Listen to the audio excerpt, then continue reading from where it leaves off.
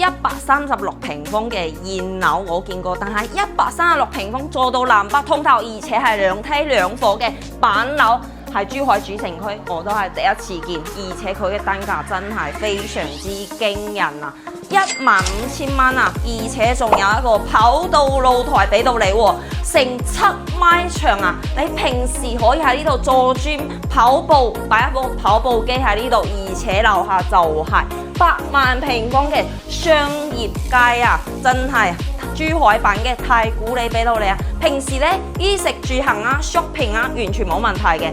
南北通透，雙露台俾到你喎。136平方做到一個3+1房嘅設計，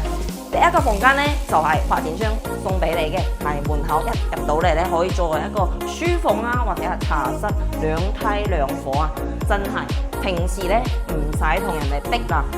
坐電梯咧都特別快。北向嘅陽台咧就可以作為一個洗衣晾曬嘅一個功能，完全唔阻住你睇風景。Open kitchen 都係俾到你嘅，平時咧兩公婆啊可以喺呢度同時發揮你嘅廚藝出嚟，呢度就可以做到一家3代同堂，同時喺呢度居住，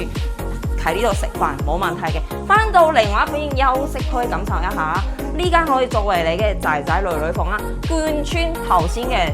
7米長跑道露台，出去非常方便，公共洗手間隨手見即所得啦。而且咧呢度係現樓喎，國企發展商去幫你打造嘅，樓下咧8萬平方商業街啦，而且咧去到3號會員店只需要5分鐘嘅車程，1公里可以去到香山湖公園以及鳳凰山啊！喺屋企嘅北向陽台咧就可以睇到鳳凰山景啊，真係特別靚，似一幅畫咁樣啊